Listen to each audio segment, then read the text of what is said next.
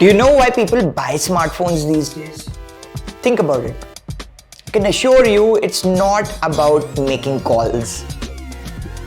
People really care about the camera on their smartphones. That's what these phones have become. They are these small, tiny, pocketable computers which also double as cameras, and every year we are seeing massive leaps in camera tech on smartphones now that they are starting to rival big DSLR cameras.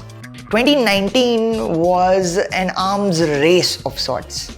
We saw so many phones come packed with 48 megapixel cameras, then it ramped up to 64 megapixel cameras. Now in 2020, already we have phones which have 108 megapixel cameras. Well, it goes beyond that.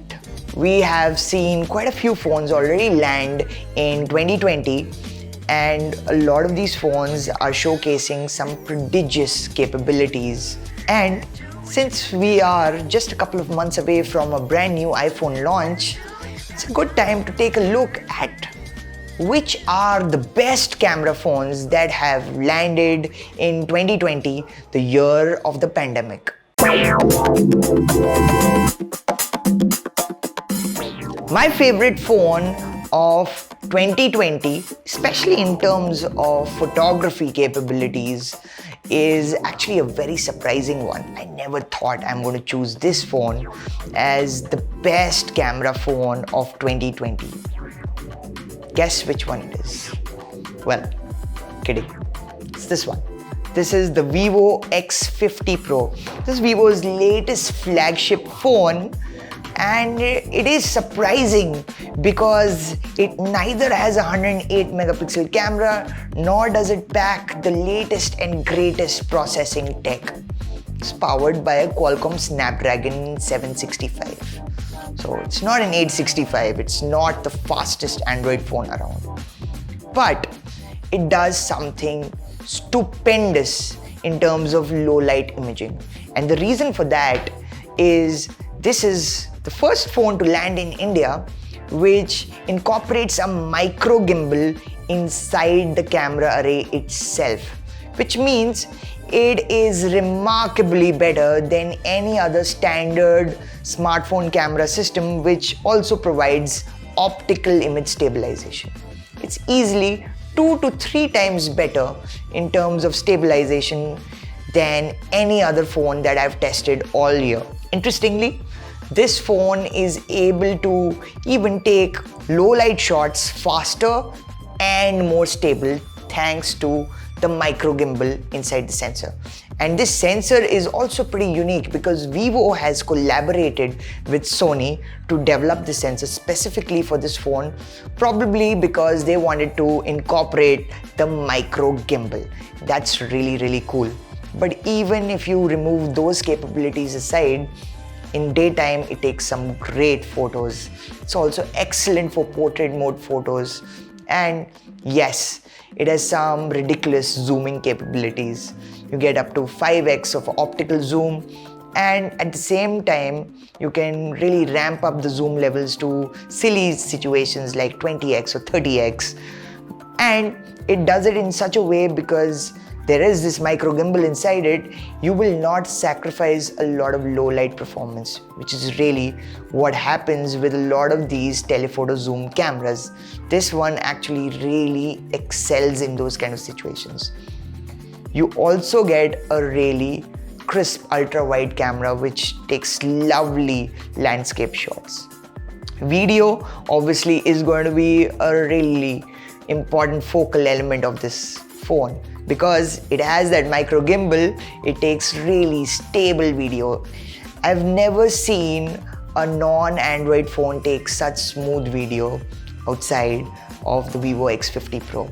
So overall, in terms of just photography, this phone is kind of shaping up to be the real deal. And I've been using this for quite some time. Had it not been for the Vivo X50 Pro, then my favorite camera phone of the year would have been easily the Mi 10. And Xiaomi has really killed it with the Mi 10. It's just that it doesn't have the cutting edge micro gimbal that's there in the Vivo X50 Pro. So now this is one of the first phones to get that Samsung 108 megapixel sensor, and they have actually managed to crack the code with the 108 megapixel sensor. Samsung couldn't do it for some reason, but Xiaomi could. The reason for that is they're doing something called pixel binning. So they're watering down this 108 megapixel resolution image to 25 megapixels, which by the way is also a lot of resolution, a lot of detail, which also results in a lot of shallow depth of field. Natural bokeh you get.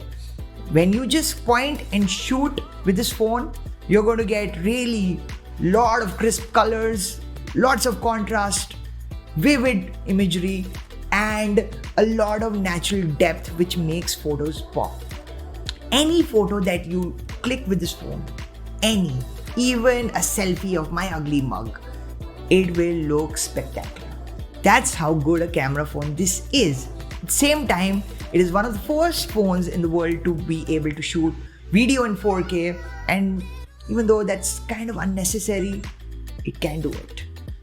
But what's more important is 4K video, 60 frames per second, or 1080p video, and it completely dazzles at it.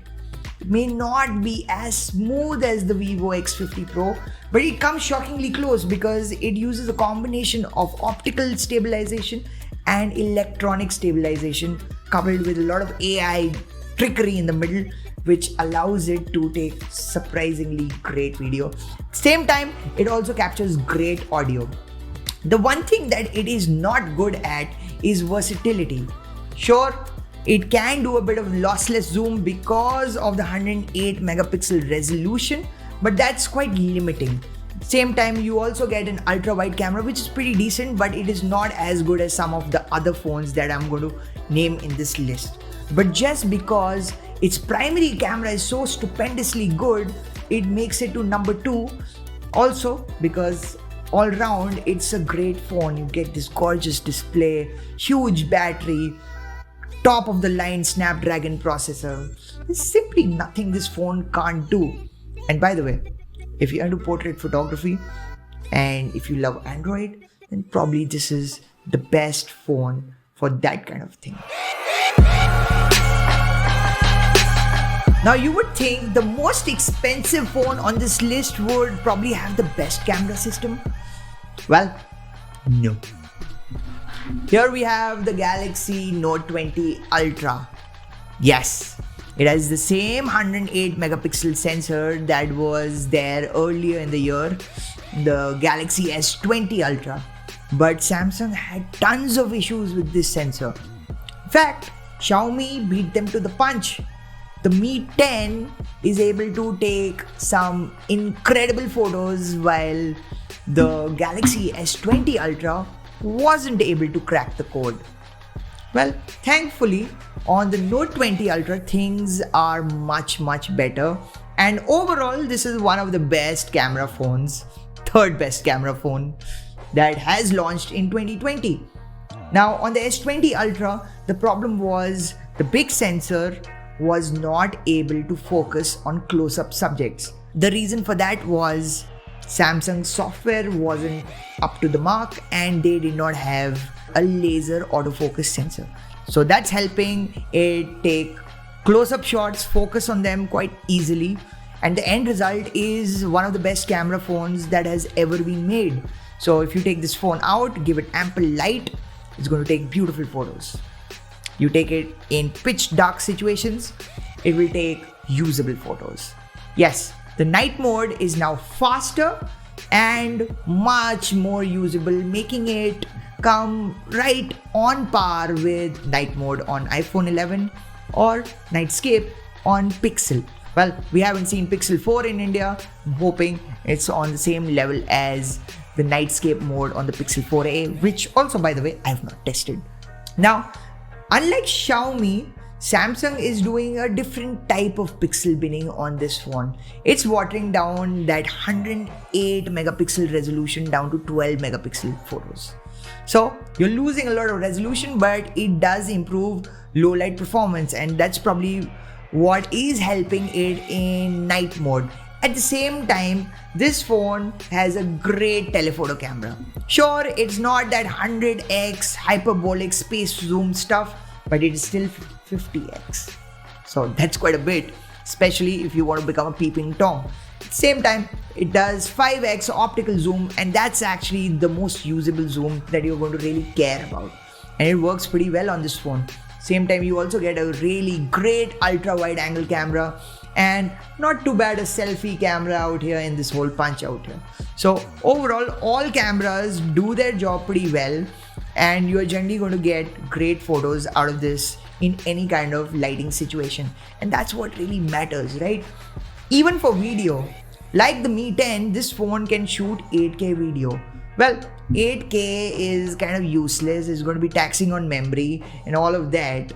But what really matters is 4K video. 4K, 60 frames per second, this phone does it really well. It's amongst the best in the business.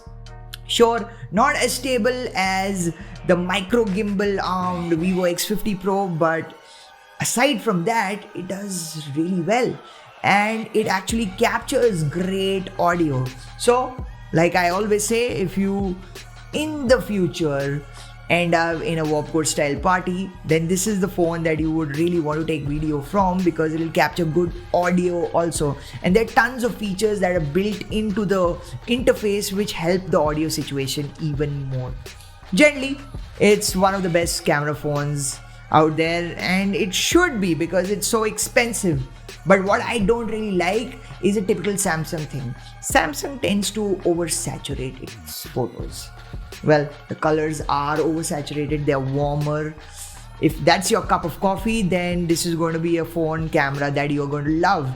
And if not, you're still going to like it because it's so bloody good. But at the same time, maybe you'll look for alternative choices. And according to me, there are two better phones than this.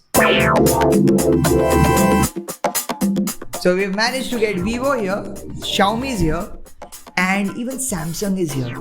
But guess who is the best-selling premium Android smartphone brand in India? Well, that honor goes to OnePlus, and OnePlus has really jumped up in the ranks in the last couple of years. Their phones are fantastic. People clearly love their phones. But the one thing that people hate about OnePlus's phones have been their cameras. Those cameras have flattered to deceive. Even last year with the OnePlus 7 Pro, they talked a big conversation about the 48 megapixel camera with the DxO mark ratings and all of that. But in use, it wasn't that great. You had to put Google camera on it to really elevate its capabilities. This year, things have changed. The new OnePlus 8 Pro doesn't flatter to deceive. It actually has one of the best cameras that you can buy on a smartphone right now. Gets a 48 megapixel sensor. So this is not the same sensor as the OnePlus 7 Pro or the OnePlus 8. This is a brand new sensor which is also on only one other phone, its sister concern, the Oppo Find X2 Pro. And this is a big sensor which takes beautiful photos. The software has clearly improved a lot. It's fast and it takes photos in a kind of a pixel-like way. What do I mean by that? Great dynamic range, contrasty photos. The colors are on the colder side of the spectrum. Those characteristics are something I personally prefer a lot. And this phone's primary camera basically does that. Sure, these photos aren't going to be as good in low light, even though the nightscape mode has received a huge update. So it's now stopping just short of the night modes of Pixel, iPhone, Samsung, Xiaomi, and Vivo. But OnePlus has really improved its game. But for most people, the big calling card of this camera system is actually not the primary camera, it's the ultra-wide camera. This phone bosses ultra-wide angle photography, landscape photography. The reason for that is OnePlus basically took the 48 megapixel Sony sensor from the OnePlus 7 Pro, OnePlus 8, OnePlus Nord, all of these phones have the same sensor, and put it in its ultra-wide camera. Now usually smartphone manufacturers skim on the optical hardware that they put in the ultra wide camera. But OnePlus here has added a complete flagship grade sensor. It's a big sensor, so it absorbs a lot of light. So when it is married with the nightscape mode, it's going to end up taking really gorgeous low light landscape photos. That is huge, and no other phone can compete in terms of ultra wide photography with the OnePlus. Apart from that, it's got rudimentary zoom capabilities. Its portrait mode is basically rubbish, and the 4K video is decent enough, but definitely not in the same league as the Galaxy Note 20 Ultra or the Vivo X50 Pro, or even the Mi 10 for that matter.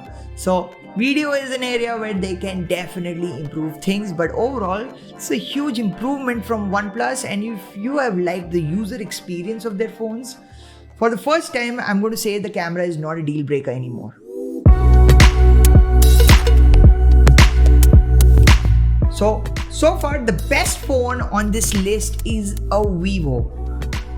But now we have another Vivo phone which is not the best, but it is amongst the most affordable ones that you'll get on this list. I'm talking about the younger sibling of the Vivo X50 Pro, the plain Jane Vivo X50. And yes, it's quite a looker. It uses the same 48 megapixel custom sensor that Vivo co-designed with Sony, but it forgoes the micro gimbal. So yes, you are not going to get that super smooth video. You're not going to get those long ass exposure times, but at the same time you're going to get some really good capabilities because there's a lot of secret sauce in that sensor itself. It's a pretty large sensor and the software is really intelligent. It's using a lot of on-device AI, and generally you're going to find great low light capabilities. And if your budget is less than 40,000 rupees, then this is going to be a camera phone that's going to be attractive to a lot of shutterbugs. Probably, easily actually, the best phone for still photography south of 40,000 rupees. And that's saying a lot. At the same time, this phone is also not too bad at video. It does pretty decent 1080p video, and yes, it can even do 4K video, albeit at 30 frames per second. Not too bad, not too shabby, but definitely not the best. Then again, you must consider its price. It's a much more affordable, it's a humbler offering. And if you want great camera specifications, capabilities, but you don't want to blow a hole in your pocket, you know, we're in the middle of a pandemic, then this is going to be the one to go for. Usually, 5 is a great number to cap this list off with. 5 is a prime number, right? Well, but the problem is there was an iPhone that launched earlier this year, and you know, this list would just be shockingly incomplete if you don't talk about the boring plain Jane iPhone SE 2020. And as you can see, it only has a single camera out here. And by the way, this is the same optical hardware as the camera system of the iPhone 8, which released in 2017. You know, in 2020, in terms of photography and smartphone computing, that's kind of Jurassic. But what Apple has done is armed this phone with the A13 Bionic chip. And that chip basically unlocks the computational photography capabilities that Apple's cameras have been famous for. This camera, this 12 megapixel, measly 12 megapixel sensor, is now able to take photos in daylight or most situations which are going to be very close to the camera quality of the iPhone 11, which is basically amongst the best in the business. And at the same time, it's going to do even better portrait mode photos because it's now depending fully on machine learning to do all kinds of edge detection and segmentation. The end result is it does better portrait photos than the iPhone 11, which basically makes it amongst the best in the business. It will be a tough match for even the Mi 10. And at the same time, it will just take great photos in most situations. But you do forego a lot for this capability. Versatility is not its strongest suit.